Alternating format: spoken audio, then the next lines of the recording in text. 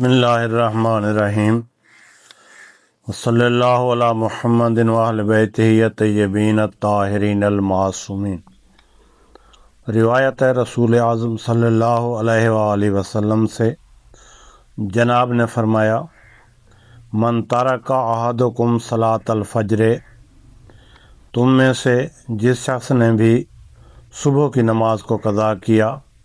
ناداہ مناد من السماء، تو آسمان سے ایک ندا آئے گی، یا خاسرو، اے دنیا اور آخرت کا خسارہ اٹھانے والا انسان۔ پھر فرماتے ہیں کہ من ترک احدکم صلاۃ الظہر، کہ تم میں سے جس نے صلاۃ ظہر کو ترک کیا، ناداہ مناد من السماء یا غادرو، آسمان سے ندا آئے گی جس نے نماز ظہر کو ترک کیا، تو ندا آئے گی، یا غادرو، اے دھوکہ کھانے والے انسان۔ پھر فرماتے ہیں من ترک احدکم صلاۃ العصر، ناداہ مناد من السماء یا فاسقو، جو شخص عصر کی نماز کو ترک کرتا ہے جان بوجھ کر، تو آسمان سے ایک ندا آتی ہے، یا فاسقو، اے فاسق انسان۔ پھر فرماتے ہیں من ترک احدکم صلاۃ المغرب، کہ تم میں سے جو شخص جان بوجھ کر نماز مغرب کو ترک کرتا ہے، ناداہ مناد من السماء، تو آسمان سے ندا آتی ہے، یا کافرو، اے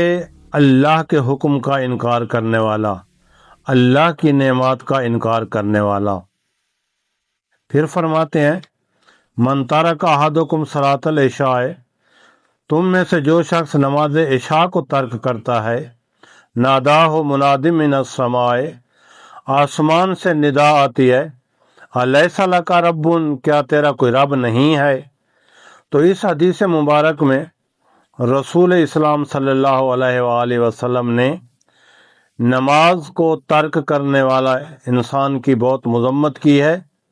اور بہت ہی برے القاب سے اس کو یاد کیا گیا ہے۔ جو شخص صبح کی نماز قضا کرتا ہے اسے خاسر کہا گیا ہے، جو شخص ظہر کی نماز قضا کرتا ہے جان بوجھ کر، اس کو غادر کہا گیا ہے، جو شخص جان بوجھ کر عصر کی نماز قضا کرتا ہے اسے فاسق کہا گیا ہے،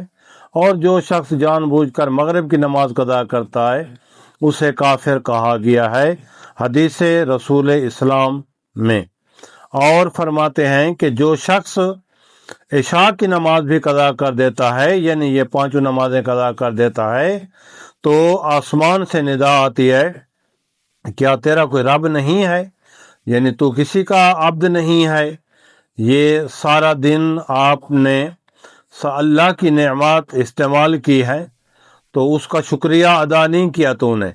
تو مذمت کے طور پہ اور زجر و توبیخ کے طور پہ